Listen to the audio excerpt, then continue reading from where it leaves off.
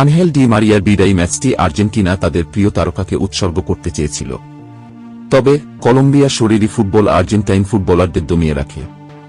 ৬৩ মিনিটে Lionel Messi চোটে পড়ে মাঠ ছাড়েন এবং কান্নায় ভেঙে পড়েন। তার মুখে হতাশার ছাপ স্পষ্ট ছিল, যেন শেষ বেলায় সব হারাতে হচ্ছে তাকে। তখনও যে গোলের দেখা পায়নি আর্জেন্টিনা।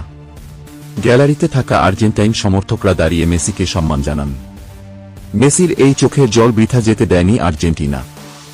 লাউতারো মার্তিনেজ অতিরিক্ত সময়ে ৯৭ মিনিটে মাঠে নামেন এবং দুর্দান্ত এক গোল করে দলকে উজ্জীবিত করেন।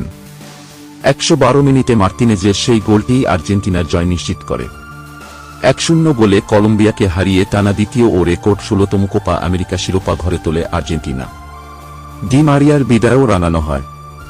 অথচ নির্ধারিত সময়েই জয়টা পেত পড়ত আর্জেন্টিনা। ম্যাচের ৭৫ মিনিটে নিকোলাস গঞ্জালেস ডেডলক ভেঙেছিলেন, কিন্তু অফসাইডের কারণে গোলটি বাতিল হয়। হতাশ হতে হয় সমর্থকদের এবং মেসির চোখের জল ঝরছিল তখনও। এরপর বাকি সময় চেষ্টা চালিয়েও আর গোল পায়নি কোনো দল। নির্ধারিত সময়ে গোলশূন্য সমতা থাকায় ম্যাচ গড়ায় অতিরিক্ত সময়। অবশেষে লো সেলসোর বাড়ানো বল দারুণ দক্ষতায় নিজের নিয়ন্ত্রণে নিয়ে জাল কাপান মার্তিনেজ। মায়ামির হার্ড রক স্টেডিয়ামে ম্যাচের আগে থেকেই পরিস্থিতি উত্তপ্ত ছিল। টিকিট না কেটেই ম্যাচ দেখতে চেষ্টা করে সমর্থকরা নিরাপত্তা বেষ্টনী টপকে মাঠে ঢোকার চেষ্টা করায় বিশৃঙ্খলা তৈরি হয় এবং ম্যাচ শুরু হয় নির্ধারিত সময়ের ১ ঘন্টা ২০ মিনিট পর।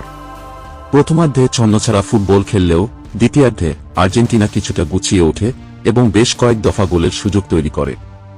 মেসির মাঠ ছাড়ার পরেও আর্জেন্টিনা দমে যায়নি, বরং মেসির মাঠ ছাড়াকে শক্তিতে পরিণত করে গোল আদায় করে নেয় আর্জেন্টিনা।